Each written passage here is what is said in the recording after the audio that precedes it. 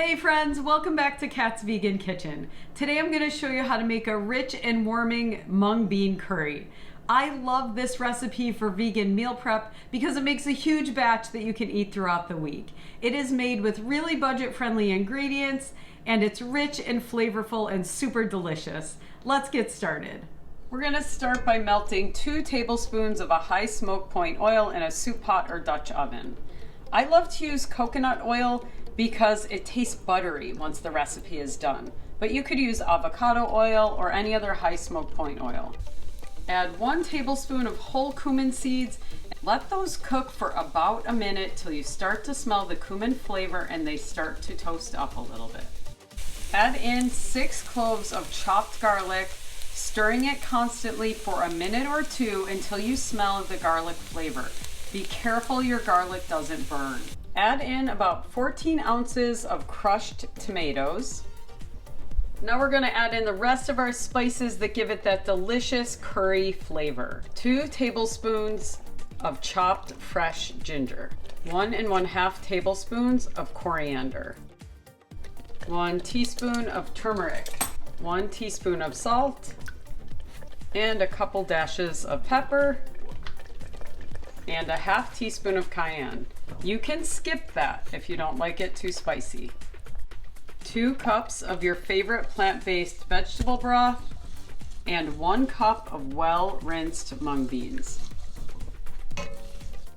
Once your curry is boiling, give it a good stir and lower the heat to medium or medium-low. Cover it again so that it can simmer for about an hour. Check your curry every 20 minutes or so, give it a stir, and make sure it's not sticking to the pan. My curry's been cooking for about 55 minutes. Look how the mung beans have gotten bigger and it's reduced down. I'm going to teach you a secret. I'm going to add a 1/4 teaspoon of baking soda. This is going to reduce the acidity of the canned tomatoes. Mix it in really well. You want to taste your food as you go, and if you need to add a little bit more, you just add it at the end. Like most curries, this uses a coconut milk. I typically will use a reduced fat coconut milk to lower the fat in the recipe, but this is what I had on hand, so I'm going to use this today. I'm also going to add in a can of either butter beans, which are lima beans, or Great Northern beans, because that is going to boost up the protein in this dish, and I'm always looking to add protein to my plant-based recipes. We're going to put both of these ingredients into my high-speed blender. You could also use a regular blender or a food processor, and we're just going to blend them up till they're nice and smooth.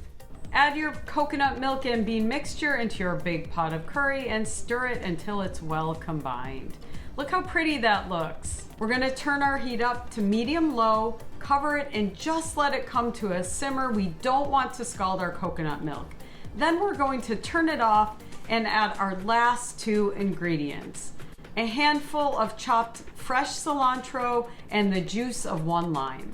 I tasted my curry. You should always taste your food while it's cooking, and I noticed it was still a little bit acidic, so I added another 1/4 teaspoon of baking soda.